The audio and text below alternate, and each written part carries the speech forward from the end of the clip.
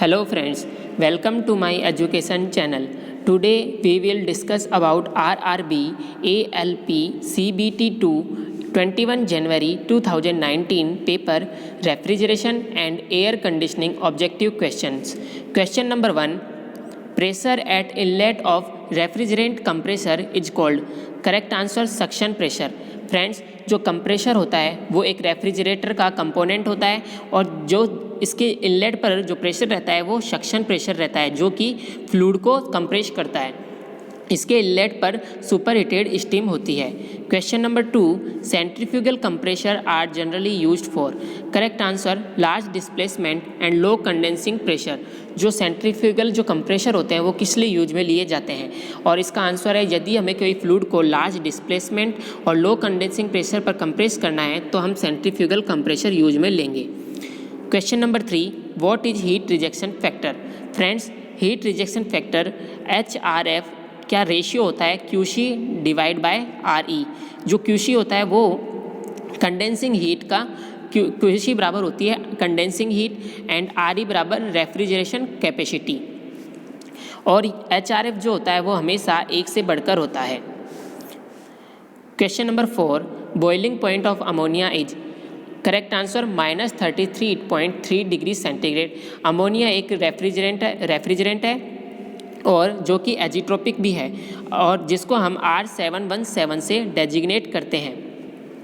Another type of refrigerant के हमें boiling point और फ्रीजिंग पॉइंट भी पूछे जा सकते हैं जो इस तरह हैं. Freezing point of R12 is equal to -157.5 degree centigrade. Boiling point of CO2 is -73.6 degree centigrade. हम जो रेफ्रिजरेंट जो वाइडली यूज हो रहा है डोमेस्टिक पर्पज़ के लिए वो R12 है, जिसे हम CCl2F2 भी कहते हैं, difluoromethane. Question number 6. Function of halide torch in refrigerator. Friends, जो रेफ्रिजरेटर है उसके अंदर हम हेलाइट टॉर्च क्यों यूज में लेते हैं. करेक्ट आंसर है to detecting leakage of refrigerator. यदि कोई रेफ्रिजरेटर में लीकेज हो रहा है अगर रेफ्रिजरेटर में तो हम हेलाइट टॉर्च यूज में लेंगे. यदि in case of leakage the flame of halide torch किस तरह से कन्वर्ट हो जाएगी. फ्रेंड्स, यदि हमारे रेफ्रिजरेटर लीक हो रहा है तो हेलाइट टॉर्च की जो फ्लेम है वो ब्लूइश ग्रीन हो जाएगी. CFC refrigerant ban because. जो हमारा क्लोरोफ्लोरोकार्बन है वो रेफ्रिजरेंट बैन क्यों किया गया. फ्रेंड्स, इसको बैन इसलिए किया गया बिकॉज ये रिएक्ट करता था विथ ऑक्सीजन लेयर से. हम जब विथ ओजोन लेयर से सॉरी फ्रेंड्स, जब भी जो CFC है इसके अंदर एक फ्री फ्लोरोफ्लोरोफ्यून रहता है जिसकी वजह से ये एटमॉस्फेयर में जाकर हमारी जो ओजोन परत है, ओजोन लेयर है O3, इसके साथ रिएक्ट करके उसको तोड़ देता था, उसको ऑक्सीजन में कन्वर्ट कर देता था, जिसकी वजह से जो हमारी ओजोन लेयर है उसकी थिकनेस कम होने लग गई. और ओजोन लेयर हमारे लिए बहुत ज़रूरी है क्योंकि ये हमें अल्ट्रावायलेट जो रेस है उनसे हमारी सुरक्षा करती है, उससे हमारी प्रोटेक्शन देती है. Question number 13. If the COP of 1 ton of refrigeration ammonia water absorption refrigerant plant is 0.5 then heat supplied in generator is. Friends, question को पढ़िए. यदि मेरे पास कोई कोफिशिएंट ऑफ परफॉर्मेंस ऑफ यानी 1 टन ऑफ रेफ्रिजरेशन का मेरे पास रेफ्रिजरेटर है और उसकी कोफिशिएंट ऑफ परफॉर्मेंस अगर मेरी 0.5 है तो मेरे को उसको वर्क करने के लिए कितनी हीट सप्लाइड देनी पड़ेगी उसको पूछा है. Correct answer friends 7 kilowatt. Explanation इस तरह है. फ्रेंड्स, जो COP होता है वो इक्वल होता है extracting heat by refrigerator divide by input heat. Input heat is हमें पता करनी है तो extract heat by divide by coefficient of performance. Friends, 1 ton of refrigeration के लिए जो एक्सट्रैक्ट हीट होती है वो होती है 3.5 kilowatt divide by COP given है 0.5.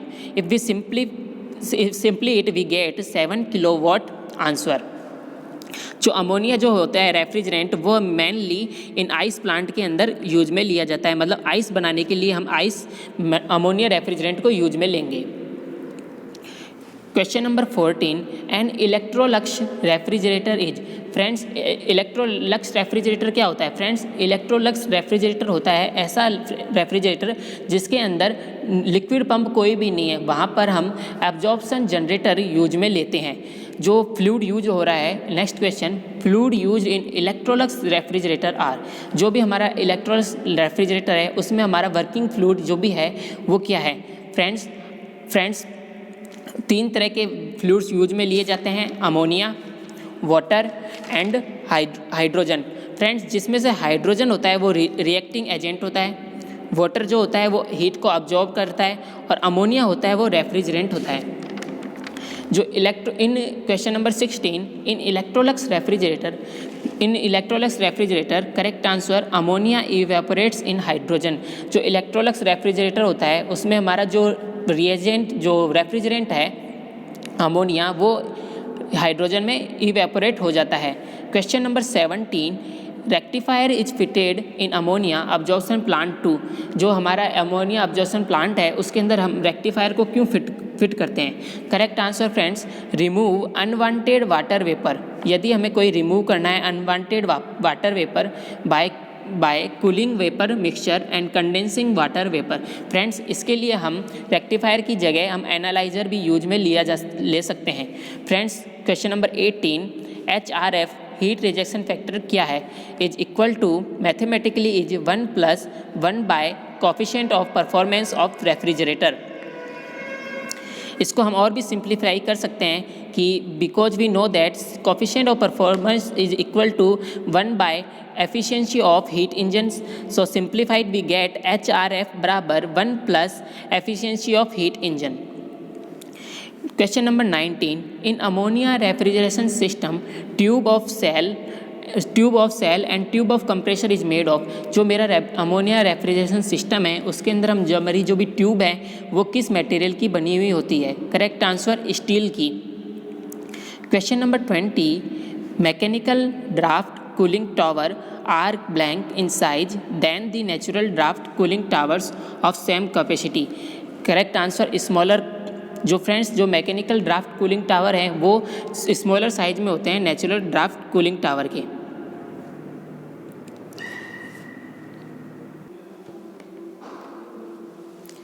Question number 21, in psychometric chart vertical lines are. Correct answer friends, dry bulb temperature. Friends, जो साइकोमेट्रिक जो चार्ट होता है उसके अंदर जो खड़ी रेखाएं जो खड़ी लाइन है वो किसको दर्शाती है? और आंसर है इसका dry bulb temperature. Question number 22, on psychometric chart sensible cooling is represent as. जो भी हमारा साइकोमेट्रिक चार्ट है उसके अंदर हम जो सेंसिबल कूलिंग है उसको हम किस तरह से रिप्रेजेंट करते हैं? और इसका आंसर है फ्रेंड्स हॉरिजॉन्टल लाइन। फ्रेंड्स, हम साइकोमेट्रिक चार्ट को वापस समझा देता हूँ। साइकोमेट्रिक जो चार्ट होता है उसके अंदर जो हम वर्टिकल लाइंस जो ड्रॉ करते हैं वो ड्राई बल्ब टेम्परेचर को शो करती है, जबकि यदि हॉरिजॉन्टल लाइंस हैं तो उनको हम सेंसिबल हीट के रूप में शो करेंगे। जो इंक्लाइंड जो लाइंस होती हैं वो एंथैल्पी को डेजिग्नेट करती है, और जो कर्व शेप की जो लाइंस होती हैं जो कि कर्व शेप फॉर्म में होती है वो रिलेटिव ह्यूमिडिटी को दर्शाती है। Question number 23, during sensible cooling of air specific humidity and correct answer friends remain constant. जो भी हम सेंसिबल कूलिंग कर रहे हैं ऑफ एयर के अंदर स्पेसिफिक जो ह्यूमिडिटी होती है वो क्या रहती है? Remains constant. Question number 24, during sensible cooling of air the dry bulb temperature and correct answer decrease. Sensible जो कूलिंग कर रहे हैं हम एयर की उस समय जो हमारा ड्राई बल्ब टेम्परेचर होता है वो उस पर क्या फ़र्क पड़ता है? करेक्ट आंसर है वो डिक्रीज हो जाएगा, वो घट जाएगा। Question number 25, the ratio of sensible heat to total heat known as. Correct answer sensible heat factor, इसे SHF भी डेजिग्नेट करते हैं। So SHF equal to sensible heat to total heat. Friends, जो सेंसिबल हीट होती है वो किसी भी सब्सटेंस या किसी भी सब्सटेंस के अंदर टेम्परेचर को हीट देकर उसके हम टेम्परेचर को हम इंक्रीज करने में काम आती है, जबकि जो टोटल हीट होती है वो सेंसिबल हीट प्लस एडिशन होती है सेंसिबल हीट का और लेटेंट हीट का। लेटेंट हीट हम जब किसी भी कोई सब्सटेंस या कोई फ्लूइड यदि फेज चेंज कर रहा है तो हम लेटेंट हीट यूज में लेंगे। Question number 26, sensible heat factor for auditorium और cinema hall is generally kept as. जो हमारा सेंसिबल हीट फैक्टर है यानी कि ratio of sensible heat to total heat, उसके अंदर हम ऑडिटोरियम है या कोई सिनेमा हॉल है उस समय SHF को हम क्या रखते हैं? Correct answer 0.7।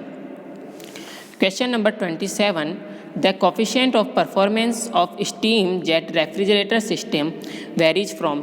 जो हमारा स्टीम का जेट रेफ्रिजरेटर सिस्टम है उसके अंदर हम कोफिशिएंट ऑफ परफॉर्मेंस वो कहाँ से वेरीज करता है? Correct answer 0.5 to 0.8। फ्रेंड्स, ये कुछ रेफ्रिजरेशन के मोस्ट ऑब्जेक्टिव क्वेश्चंस थे जो पेपर में आ सकते हैं। Friends, don't forget to subscribe, like and share. Thank you friends.